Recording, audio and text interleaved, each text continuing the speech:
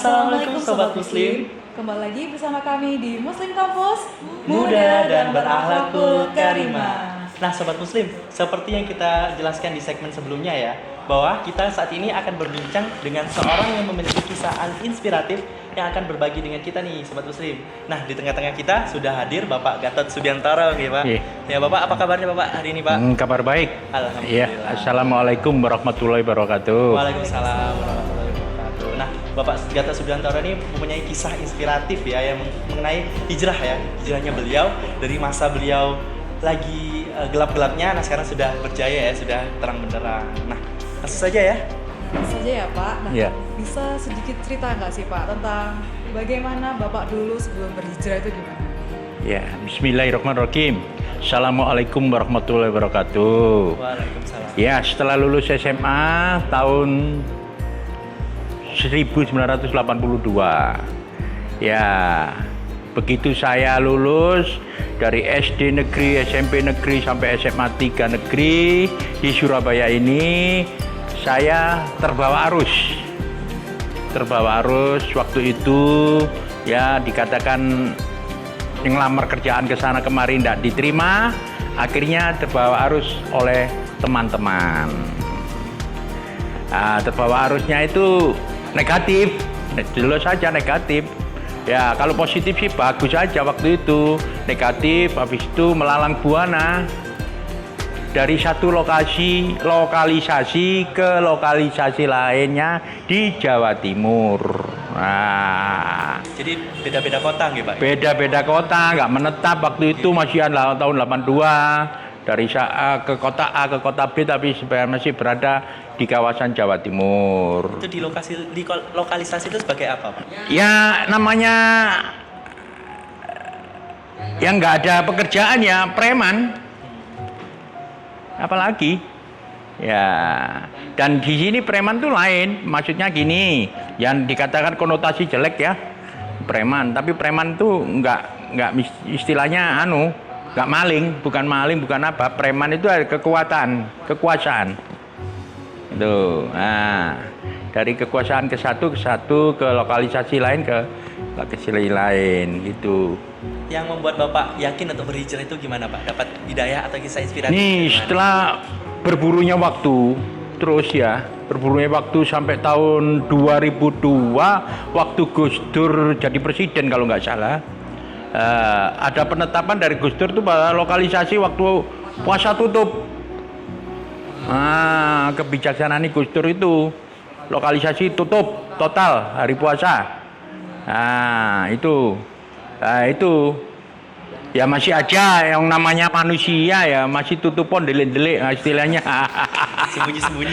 Sembunyi delik-delik ya. Ini Surabaya ku asli metu gitu. Ya gitu, habis gitu saya berpikir lagi umur ini yang kalau umur nggak bisa ditawar, itu kekayaan masih ada yang di atasnya, kemiskinan pun masih ada yang di bawahnya, tapi umur ini, nah setelah itu saya berpikir logis saja, saya kalau jadi preman terus bagaimana gitu loh. Wah, terus akhirnya berpikirnya kok jelala saya ini ketemu orang-orang bagus. Nah, kok jelala, alhamdulillah ketemu orang-orang bagus itu. Seperti ya Ustadz Khoiron, Ustadz Narto, dan di samping-samping itu. Nah, itu baru saya berpikir, waktu itu malam takbiran. Malam takbiran itu saya nangis ya. Kalau sudah berbicara gini air mata saya sudah keluar nih. Kelihatan loh ya. Kisah ini mulai kalau sudah cerita gini air mata keluar sendiri, nggak tahu ini. Merinding saya sudah gini. Nah, itu kalau cerita gini sampai 2 hari nggak nutut ini. Iya. Itu bisa spesifikasi itu tahun berapa Pak? 2002 hijrah itu, tapi itu belum hijrah full. Baru dapat hidayah awal saya di tempat tuh di RT maupun di RW dijadikan ketua. Jadikan ketua Karang Taruna, dijadikan ketua 17 Agustusan, dijadinya berjenjang. Nah, dan lagi dijadikan ketua panitia, mulai jadi tim keamanan masalah Idul Kurban di masjid-masjid di Nurul Fatah maupun di TPI. Nah, itu masih tim keamanan. Habis gitu jadikan lagi di RW ketua panitia 17 Agustusan. Ya masih saya nanggap orkes. Iya, masih tahun-tahun gitu kan. Nah itu terus akhirnya saya tuh kok dikelilingi orang-orang yang istilahnya baik, yang nggak pernah saya dikatakan ayo sholat, ayo gini, ayo, nggak pernah. Itu loh orang-orang baik kan kebanyakan sekarang kan ayo kamu kudu harus sholat gini. Nah itu malah lari. Iya benar. Lari gitu loh. Nah habis gitu ya Allah, akhirnya saya nangis itu malam itu takbiran itu, ingat ibu. Nah ingat bapak, terus ingat anak-anak saya. Nah itu akhirnya saya memberanikan diri, membersihkan diri, hijrah itu sudah. Itu pun 1 minggu itu pun mau tobat itu masih susah. Susahnya apa? Teman-teman, nggak ada orang bilang tobat hijrah langsung. Nggak bisa, nggak bisa. Evolusi. Iya, bertahap. Bertahap, nggak bisa semuanya. Teman-teman tuh masih mau ngolok-ngolok. Ayo minum gitu. Terus saya ya itu dengan cara yang bagus supaya nggak berkelahi, nggak bentrok dengan saya. Saya pakai obat-obatan yang seperti obat ngeluh, obat apa tak syai. Obat warung ya. Nah, obat warung itu. Nanti kalau ayo minum, ayo gini, ayo kon sombong gini. Nah, supaya nggak saya bentrok sama dia lagi, saya bilang saya habis minum obat. Saya pusing, saya sakit perut, gitu aja. Tapi bohong-bohong saya itu demi kebaikan untuk diri saya sendiri itu. Itulah. Lah, kan Bapak ini hijrah ya Pak ya. Orang sekitaran Bapak itu tahu, lingkungan Bapak tahu, keluarga itu tahu lah. Bagaimana sih respon mereka itu? Dulu saya ini pulang ke rumah itu 1 bulan sekali. Ambil baju-baju keluar lagi, ambil baju-baju keluar lagi. Nggak pernah. Yang namanya di kampung itu wis ya lihat saya nggak mungkin noleh gini, nggak direken lah ya. Nah itu loh. Di lingkungan kampung, di lingkungan manapun pergaulan. Nah, yang teman-teman saya yang dari lingkungan preman itu baru yang ngeri. Nah, itu baru itu aja. Nah, alhamdulillah setelah itu mulai 2010 saya diberi mandat oleh MUI Jawa Timur. Jadi Humas Ideal MUI Jawa Timur sampai sekarang. Masya Allah. Nah, sampai sekarang saya mau resign nggak boleh. Alhamdulillah punya pekerjaan tetap ya. Soalnya ini soalnya nggak ada yang mau, nggak ada bayarannya. Sosial ini. Nah, iya, tapi alhamdulillah lagi saya sudah umroh 2012. Diumrohkan oleh Gubernur Jawa Timur waktu itu Pak Dekarwo. Terus mampir Turki 2 hari. Keliling dunia ya. Terus habis gitu, alhamdulillah lagi saya diberi dari Raja Salman, tamu Raja Salman 2016. Saya haji plus. Banyak plusnya. Ya. Banget ya. Plusnya banyak banget. Satu ruangan dengan anggota DPR dengan tenda biru itu siapa? Lagu tenda itu komisi 8 itu. Nah, itu 16 hari di sana.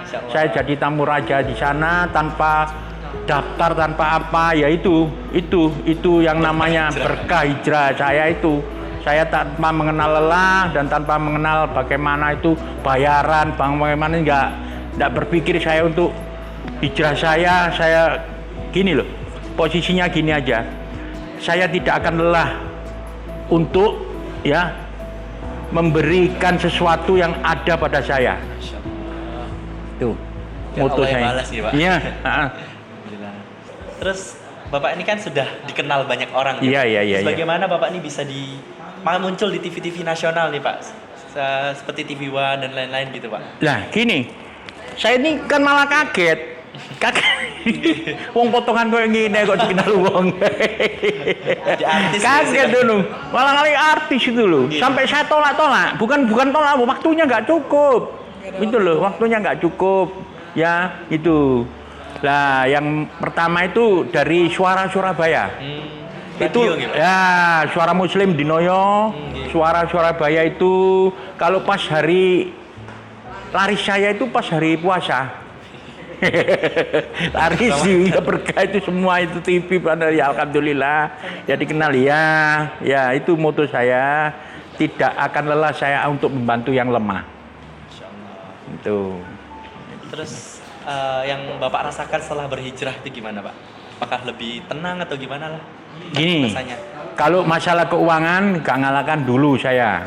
Masalah jadi preman, pagi bangun tidur sudah uang datang, kamu datang preman ya. Namanya preman tuh dikasih untuk jaga karaoke ini, sekarang aja istilah karaoke ya, lokalisasi, jaga sini, jaga sana, ya. Tapi setelah hijrah memang ada kekurangan tentang keuangan kekurangan ya. Tapi batin ini nggak bisa dibeli. Batin, hati saya, terus cucu-cucu saya, anak-anak saya, keluarga saya, itu nggak bisa dibeli dengan uang. Terus dari keluarga, dari teman-teman, dari ya komunitas saya, di RT, di RW maupun di sampai tingkat gubernur, sampai tingkat menteri pun, ya itu loh. Saya sama ya, alhamdulillah ya saya sudah ditugaskan sama Menteri Sosial, sekarang jadi gubernur. Bu Viva ya, saya 10 hari di Jayapura. Masya Allah. Untuk ya Memberi inspirasi. nah, inspirasi di sana dan sekalian untuk penutupan lokalisasi sana 2017 pas hari 17 Agustus. Berarti banyak ya penutupan lokasi yang Bapak. Ya, sekarang itu tinggal kurang lebihnya 19 seluruh Indonesia yang belum. Nanti bertahap, tidak semuanya. Jadi gini, penutupan lokalisasi jangan salah paham. Jangan dikonotasikan ditutup terus tidak kita dalam hal ini ya itu ada pembinaan. Ada pembinaan selama 1 tahun atau 2 tahun. Tidak ada langsung ditutup, enggak. Dari pemerintah kota, dari pemerintah provinsi maupun dari pemerintah pusat. Semuanya. Jadi nanti kalau ada yang waduh itu enggak ada itu. Saya yang punya semuanya, saya punya yang dari daerah-daerah saya yang terjun. Ya. Bertahap ya, Pak. Bertahap Biar semua. Penghuni Nah. organisasi itu mengerti ya, Pak. Mengerti. Bisa Ya, gini loh. Yang kita bina itu memakan 100, yang 10 sudah kita sukses itu alhamdulillah. Itu aja. Jangan terus, wah kalau ada orang bicara 190 yang sukses. No. 0% itu susah, jangan. Seperti kita bahasa Jawa nek ngorang-ngorai piring kan gak semuanya bersih gitu loh. Ya, apalagi ayo. Terus kesibukan. Bapak? Ya, alhamdulillah sekarang setelah diberi mandat 2010 oleh MUI Jawa Timur sebagai Humas Ideal MUI Jawa Timur, ya ini sosial. Ya kemana-mana saya itu tidak akan lelah. Tiap dibel di kabupaten kota masih ada istilahnya yang membutuhkan apa dari segi pembinaan, dari segi istilahnya kirim Al-Quran ke musola-musola atau kemana-mana lagi, terus dari psikologi tadi tiap ada kelanjutan jenjang terus anak-anak dari S2 datang ke rumah untuk wawancara dan alhamdulillah saya masih dipercaya di showroom Kertajaya untuk income sehari-hari. Iya. Inspirasi ya. Iya. Di seminar-seminar, Alhamdulillah masih talk show gitu. ya alhamdulillah banyak yang di showroom di Kertajaya bos-bos saya. Alhamdulillah lagi sudah masuk Islam Masya berkat saya.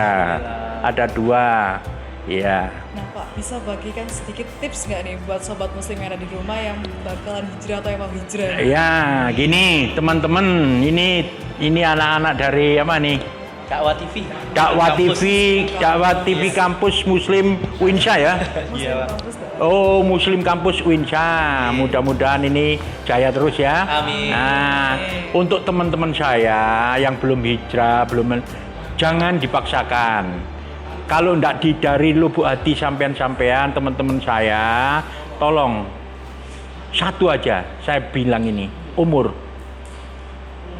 tidak bisa, sudah dibatas. lahir, hidup, mati sudah dibatas.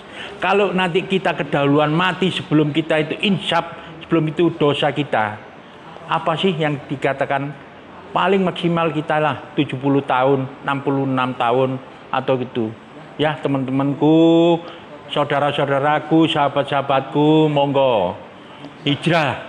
Kalau kita dipaksakan, sampean saya bilang hijrah enggak bisa. Dari lubuk hati sampean. Nanti malam jam 12 malam kalau ngelilir ya.